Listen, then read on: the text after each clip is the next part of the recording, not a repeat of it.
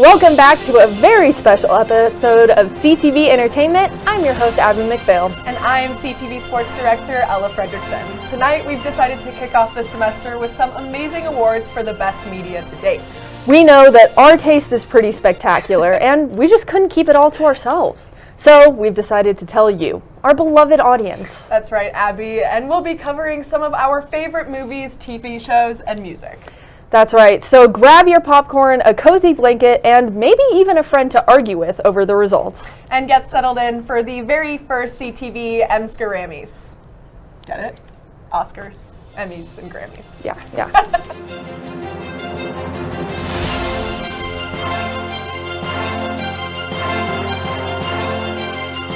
So we've come up with our own.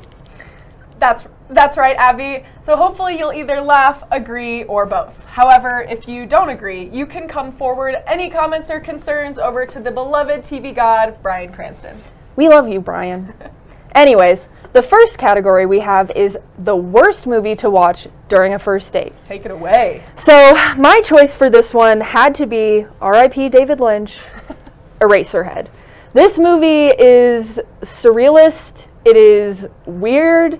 Is it bad? No, I wouldn't go as far to say that. But it's certainly not one that you would want to experience with a person that you're hanging out with for the first time. That you want to like you, maybe. Yeah, perhaps, unless, you know, you're my great friend Michelle, and which she, I think, would very much enjoy this as a first date movie. I think this is such an interesting choice because so many other movies came to mind before Eraserhead. Really? So what made it that one that was like, this is my winner? I think that it was just the fact that when I watched Eraserhead for the first time, pretty much the whole duration of the movie, I was thinking, what is going on? And that's a fair question to ask. You know, if I have to sit there and keep asking myself, what is going on, then I can't focus on my date.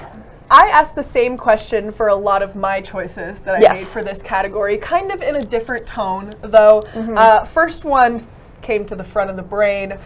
Worst movie to watch on a first date, I think by far, is The Human Centipede.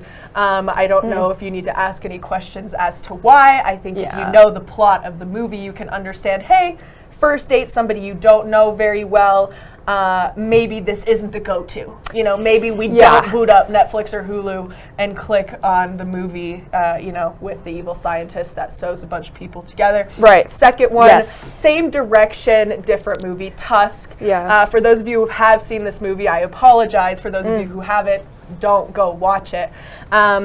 Same kind of blood-curdling feeling. Lots of sewing people together. Yeah, you know, it was just on a roll. Yeah. I was just on a roll.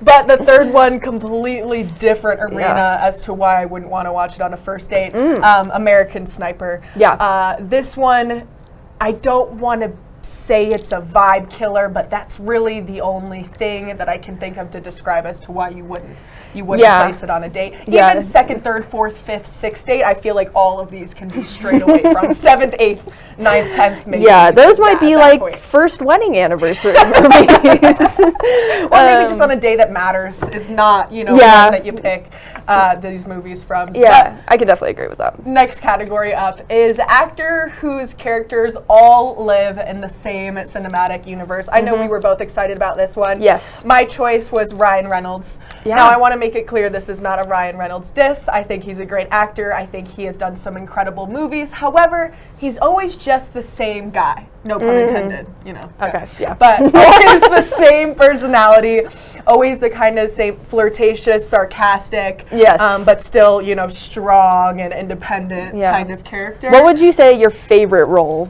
Ryan Reynolds has done? Oh, that is so tricky. Honestly, Deadpool might be my favorite. That's probably just what I've rewatched the most. He has a couple of movies that I would say sleepers, you know, really, really good. Ryan Reynolds, independent character. He even has some more serious roles that I think he did a really good job with, but in terms of my personal favorite, I definitely can agree with that. I think that mine isn't necessarily someone who I think plays the same role every time. I chose Matt Damon. Anyone who knows me knows of my MDCU, my Matt Damon Cinematic Universe. I think that it all started with Good Will Hunting, and then after he got stuck in space during Interstellar and became the Martian. I completely Well, because he had to sell the zoo that he bought in order to get an education to go to space. And then after he went to space, he got stuck there, and that's how he ended up with Thor. Yeah. I mean, you could even make the argument, like, you know, his role Ocean's 11. Yeah. Right? Same idea. Yeah. It fits in there. It fits in the timeline somewhere. So I think that he, like, maybe he's just, like, I don't know. Maybe it's all just a documentary about Matt Damon's life. It very well could be. I would like to think so. But, of course, not every movie can be its own original story, so let's honor the spin-offs. My pick for best TV spin-off film is Scooby-Doo the movie from 2002, where they go to Spooky Island. I'm so glad you picked this one. Not that I would have if you didn't, but I'm so glad we get to talk about it today. I love this movie. Mr. Bean is in it. Matthew Lillard is in it. And then the actor who plays Scooby's in it. And they have that banging song in there. Is it by Andre 3000? I do believe it's by Andre 3000. Land of a Thousand Drums, I believe. Dude, it's just so good. And it is like the animation, not to say that the animation is top tier because it isn't. No. But it is entertaining, and it was what it was for the time. Oh, absolutely. It's nostalgic. Absolutely. I love this movie. Incredibly nostalgic. Yeah. I mean, any spin-off like that would be, obviously. Yes, definitely. Just a really, really fun choice to go with the crew. Thank you. Yeah. I was talking about the movie. Well. A good choice Anyways, for you as well. Fine. And while we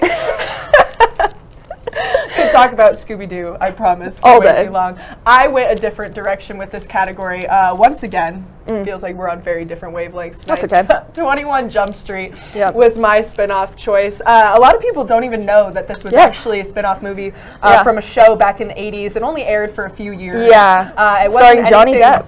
Yeah, starring Johnny Depp, excuse me. Nothing crazy, didn't, do super well. A lot of people didn't hold on to it. However, this movie obviously became very popular, did super well in the box office, and is still a classic. Yeah. So I just thought that was really interesting that they could take that show that really wasn't all that popular, didn't make a name for itself, and turn it into such an incredible movie. Yeah, I think that that's like one thing that like spin-offs, need to always be doing is like you have to take something and make it new enough and different enough that it stands out. Yeah, and that's exactly what it did. Yeah, and that's, that's the bar. I mean, look, I'm out here talking about Scooby-Doo. Hey, and good movie, just different. Yeah, and you know what? No wrong answers for that one. I agree. Yeah. I agree. And while we do love our human actors very much, some movies are just better with dogs. Yeah. So the most iconic film starring dogs, in my opinion, is, or in this case, singular, Mr. Bolts. This was one of the biggest, most important movies to my childhood. Still just looking at the cover of it brings a tear to my eye, genuinely. The ending got me once, it got me twice, it got me over and over and over.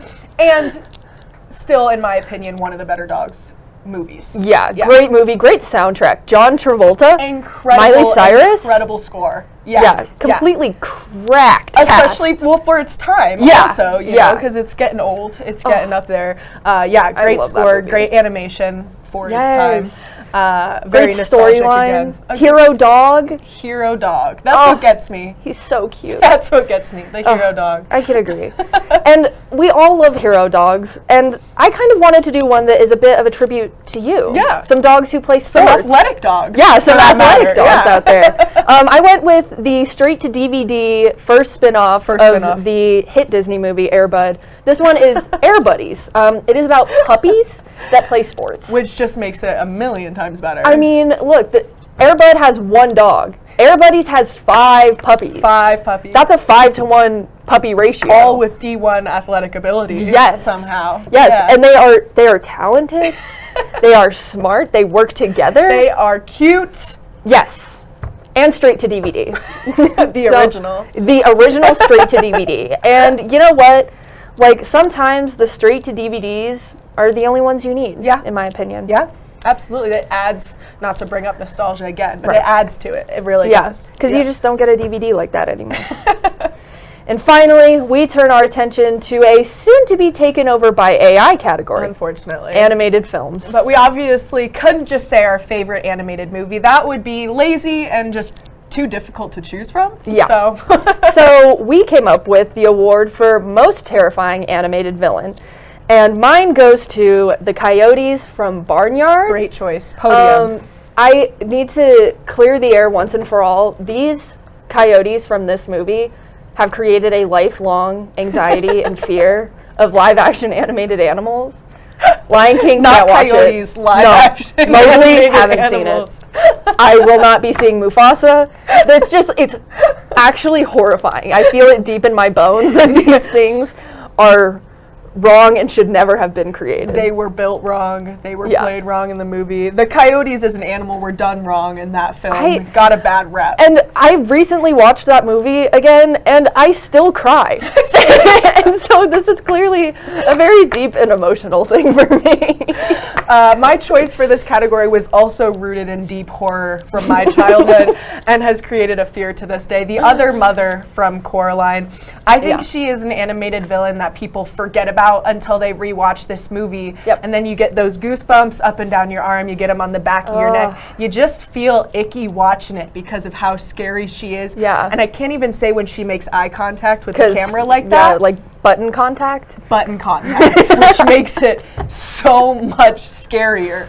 And you know, you close your eyes at night after watching that movie and you expect to wake up to somebody with two buttons in their hands, you know, getting ready to your own face. Right? And I think the thing that's always really cool about Coraline is the fact that everything in the movie is intentional. So every time you watch it, there's something new to find. Oh, there's in the so plot. many little hidden eggs in that movie. And the Other Mother is just, that woman is terrifying. So well crafted. Yes.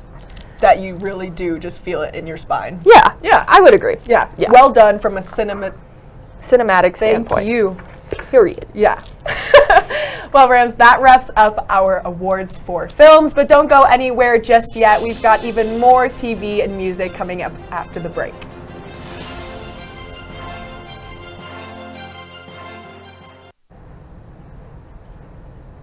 Living with someone you don't know on the other side of the wall is hard, especially if you don't know how to be a good roommate.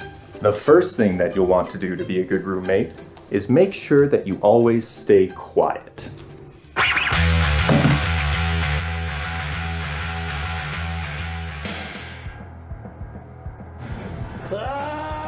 Be considerate of others when using common spaces and appliances. Hey buddy, what you doing? I'm just gonna need like 40 minutes. Be respectful of your roommate's privacy. Ugh, my bad. Finally, make sure that you clean up after yourself. Oh, fresh toothbrush.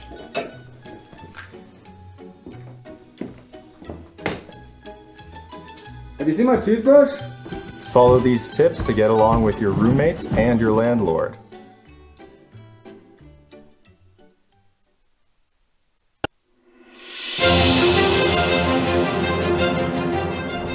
Welcome back from the break, Rams. Did you miss us? Abby, what are you talking about? Of course they did.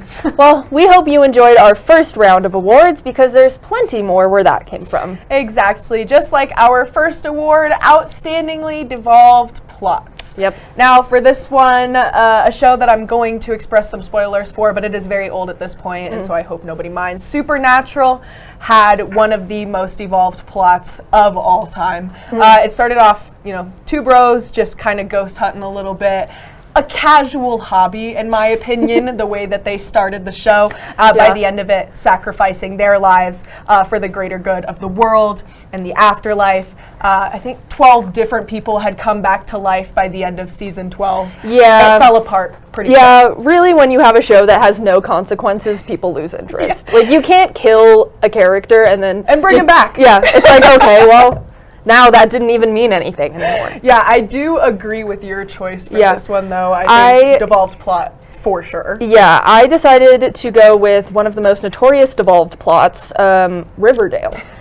This show, I watched the first season, and I was like, it's okay. It's a teen show. Right. But then things started getting really crazy. And so I've actually brought along a little mini game for you, Ella. Oh, I can't wait. I'm going to give you 3 plot points from Riverdale, and you're going to have to tell me which one is real and which one is not. Oh, amazing. Okay? For context, I've seen 2 episodes from the first season. Perfect. So I am completely blind. All right. The main characters now have superpowers, and they're fighting against someone called Percival Pickens, an immortal villain who has magical powers granted to him by the devil during pilgrim times. There's a local videographer called the Auteur who leaves behind VHS tapes of murder reenactments. It turns out to be someone's little sister named Jellybean trying to keep her older brother from going to college. And then finally, Betty finds out that she was born with the serial killer genes and becomes Dark Betty and gets framed for murder. Jellybean is not real. She can't be. Those are all things that happen in this show. Okay, well, they were all... Yikes. Yeah, so it started as genes. like small town murder and then serial killer genes and then magic. So, you know, it's just... Devolved plot, absolutely. For sure. Well, Ella, have you ever watched a show and thought, this would be amazing in live action? Everybody has. Yeah. I have too, but not necessarily for these next winners. This next award is for a show that doesn't need a live action remake. Now, I chose Avatar: The Last Airbender. I know that there have been multiple takes on a live action, and they have all been greatly disappointing to my heart and soul. Every frame of this show is hand-drawn, and it is beautiful. Nothing live action can do it justice. No, you just can't. No, I agree. I completely agree. I went a little bit more literal with this category, some may say. Toy Story was my choice of the night. If you were to try and do a live action remake of this movie, it just wouldn't work. There would be no plot. There would be no concept. This is one of those that you leave how it was, the incredible masterpiece that was created here, and you don't touch it. You don't do anything to it. You don't remake it. Sometimes movies just need to stay... You let it be. As they are. Sometimes we don't need a sequel or a remake or a reinterpretation. You can just let a good thing be a good thing. It can just be good. We've got to be done with the negativity, though. Sometimes, even when a show isn't the best, you just can't get enough of it. And it's the same with movies. But that's why we're here, to honor the shows that are truly a guilty pleasure as well. Yes. I went with Glee. I have seen this show a million times. Could it be made today? No. But you know what? For the time, it was hilarious. It's still pretty hilarious. They have a lot of stuff in there that, you know... Questionable, perhaps. But hilarious. Yeah. You know? Yeah. No, I completely agree. TV shows back then at that time were just different. Yeah. They were produced differently. They were directed differently. They were written differently. Ryan Murphy will never be able to redo what he has done on Glee. My guilty pleasure is way more reality TV styled. Love Island is one of those that I think is terrible. I will call it terrible, but I will sit down and watch it episode for episode, and I will break down every single person on it and why I think they match with another one. My roommate actually has a spreadsheet of everyone's outfits. That's the attitude. And she ranks the outfits. She has bathing suits, evening wear, date wear. That's what you need. Yeah. It's pretty incredible. You know? A guilty pleasure for sure. Not a great show. An even worse concept. True. We don't need to be putting that out there in the world. But there was something special done with it that just helps me decompress at the end of the day. Totally. And when you're watching a show, have you ever thought to yourself, wow, this theme song is amazing? Obviously. Yeah. 8 of them run through my head every single day. I think one of them that we need to bring up, Phineas and Ferb. Yeah. I could recite the whole thing here right now. If you say the word, I will. Okay. An incredible theme song nonetheless. Yeah. And one of the most iconic ones. Absolutely. Yeah, that movie or that TV show it's one that just doesn't get old. And that's very similar to the one that I went with. I went with SpongeBob SquarePants. Right. Both of those shows that no matter how old I am, if I watch it, I'm laughing at something. Like, that is truly what I think children's television is missing today is the longevity Yeah. of these shows and how funny they are. I think I'm a little bit biased. I wasn't allowed to watch SpongeBob growing up. I was one of those kids. I think you hear about him often for some reason. It's a pretty common occurrence. I wasn't allowed to watch SpongeBob. My sweet mother thought it would brainwash me. I know the theme song, obviously, because of how iconic it is. Yeah. Just a little bit lower on my scale than the average person, probably. Yeah. Well, our final category for television is for the true backbone of the industry, character actors. You know, well, their faces. And so the character actor that makes everything better, in my opinion, comes to mind, okay? I think of two of my favorite shows of all time. You know who's in both of those shows? Bob Odenkirk. Most know him as Saul, obviously. But I think in everything that I've seen him in, I've never not liked the character that he played. Yeah, he's a very talented actor. Very, very talented. And he doesn't make everything funnier, necessarily. You know, he can be a goofy guy. He's a comedian. Right. But I think even in his serious parts, he does make a movie better. Yeah. I can agree. And I think that my choice, I went with Queen of my heart, Margot Martindale. I think that this woman needs more recognition because everyone knows her face, but who knows her name? That's what I want to know. Abby? Margot Martindale, okay? She was the grandma in the Hannah Montana movie. She was in The Watcher. She was in Cocaine Bear. She's in BoJack Horseman. She's an amazing actress. She's the park ranger in Cocaine Bear. Like, I look at her face and think she could be literally anybody. She's such a good actress. Very, very good. She does play her parts. She plays them well. Yeah. Absolutely. Wow. Well, that was a lot of awards, but it's not over yet. That's right, Abby. We can't talk about amazing media without including music, so after the break, we're handing out a few more Em-scar-ammys to some of our favorite musicians. Stay tuned.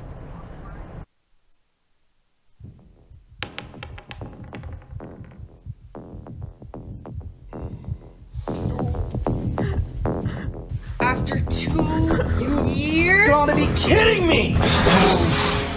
Okay, no. Robbie. Seriously, do you have anything you can use against the dragon? I can do fireball, that'll do a lot of damage. Yeah, to all of us! We're in a 4-foot room! I'm sorry, what else do you want me to do? Okay. Hold on. All right. Wizard.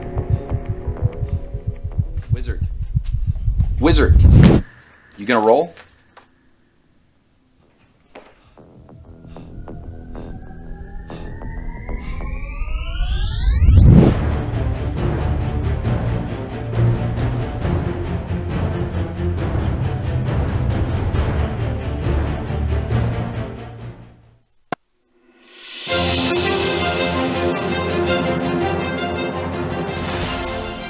The CTV Em-scar-ammys.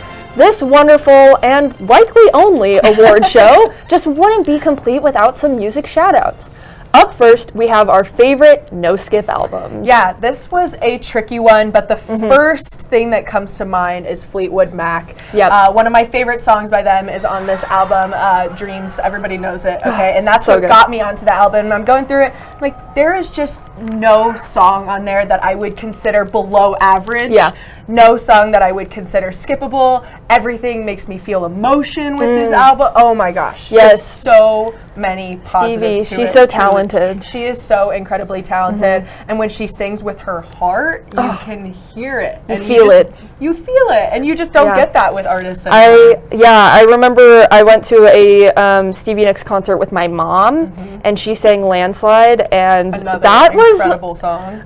I was crying, hugging my mom, crying, and that is like, powerful. No, I completely agree. How about you? So I had to go with my all-time fave, BTS. I went with Map of the Soul 7. It is an amazing album. There's not a single song that I would skip on here. I would listen to every single one of these songs over and over, back to back, like every single day. Put it into a liquid form and pump it into my veins somehow. I love this album. And there's really not much more to say. I outside of that. Seems like you said it all. Yeah, definitely. You know that one song that you can turn on in the car and everyone loves it? Maybe not just one particular person, but everybody in the vehicle will be having a good time. Oh, yeah. What is that for you? For me, I had to go with Downtown by Macklemore. Okay. I think that one is truly a crowd favorite because almost every single person that I've ever met knows this song and loves this song. Yeah. And I have said before that I, as someone who loves Queen, think that Freddie Mercury could never write Downtown. But Macklemore could probably come up with Bohemian Rhapsody. You think if you sat him down? I don't know. Maybe if they went like head to head in like a writing battle and neither song existed, I would be interested to see if there would be a switch, you know? You think he could come up with Bohemian Rhapsody? See, that's not the first song that I would have put, thrown in his lap. There's layers to this player tiramisu. See, I hotel drag by and tiramisu. Consider going the classic, 2000s pop rap route. Yes. There's so many good ones you can throw on in the car and everybody loves. I went with something a little bit more current. Sedona by Houndmouth is an amazing song that I feel like at this point most people know. Yeah. It's just one of those windows down, great beat, great lyrics. Just the sound it's happy, but it's got meaning to it. And it's catchy. It is. Okay? I think it's got every single aspect you need to a good car bumping song. Definitely. When I was putting together everything for the show tonight, I was listening to it, and it was a great song. Yeah, so, right? All right. And if those at home aren't already aware, Ella is our sports director here at CTV. So I had to throw in this category just for her. Thank you, Abby. That's right. Our next category is Best Walk-Up Song. I feel very strongly about this one. There is no universe where I'm not picking a Kanye song. Power by Kanye is the best song you can walk up to the plate and hit a bomb with. I mean, truly. Yeah. There is nothing I would rather hear in my ears when I'm swinging that bat than this song. Yeah. Yeah. When I had a walk-up song, 6th through 8th grade, it wasn't this. Don't get me wrong. But if I could do it over again, it would be. It sure would be. Oh. It sure would be. Yeah, I definitely, like, this one that I went with is more of a recent release. I went with Power by G-Dragon. I love G-Dragon. I think this man is so talented, and this song is banging. So, like, if I was playing in a sport where I needed to walk up somewhere, this is a song that I would want to be playing. To be honest, I really like walk up anywhere. If I'm walking up to anywhere, I want to play this song at all times, And really, as much as we love to listen to music at home or in the car or while crying in the shower, sometimes there are just live shows you don't want to miss. So that's why the concert that I would kill to be front row at is, can you take a guess? BTS. I didn't even let me get a word in. It is what I would have guessed, though. Yeah. So. I would give any amount of money to be front row and as close to those 7 men as possible. I went more because I like the music from this artist route. I chose Hozier. Okay. My top 10 songs of all time, I think he would probably take up 6 of them. Okay. Incredible voice.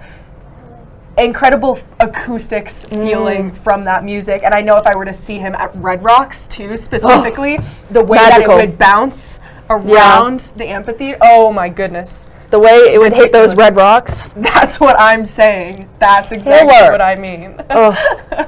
Our final category goes out to everyone who has ever had their heart broken with Valentine's Day coming up and everything. Really just shows up at a bad time. Adele, Someone Like You, goes for my worst song to hear after a breakup. I was telling Abby this heart-shattering story. After I broke up with my 7th grade boyfriend, this was the song of my choice to get the tears out. Yeah. And goodness, did it work. Yeah, open the floodgates, bro. She does it. 4 seconds in, I'm ready to cry. Yeah. Every time. Just like, maybe I will find someone like you. I could be in knows? the happiest relationship of my life, turn that song on, and no longer. You'd have to, like, make up a problem I would to have with somebody to just to have a just good to cry. relate, And I get that because although this song isn't necessarily a sad song, no, but it's a winner. Yeah, I went with Married Life from Up because That song is just love. It's just love put into music. Yeah. And I'm it's tearing up so, just thinking about it right now. It's Their so story. beautiful. Totally. Carl and Ellie, why will I never have that? That's what I want to know. And that's why you just can't have that. After Yeah, the breakup. I honestly don't think you can top that one. Yeah. I think that was an amazing choice. I mean, Sure. not amazing. Oh, well, Heart-wrenching. yes. Yeah, puking, projectile vomiting. Crying, style. screaming. Yeah. Screaming because of that song after a breakup. Absolutely. Yeah, for sure. Well, that is the last of our awards. As much as we would love to stick around and share our opinions forever, no one wants to hear No that. one wants that. Check out CTV News tomorrow night and CTV Sports next Tuesday. And finally, tune in next Wednesday to see NoCo Now for their first episode of the semester. Have a good night, Rams.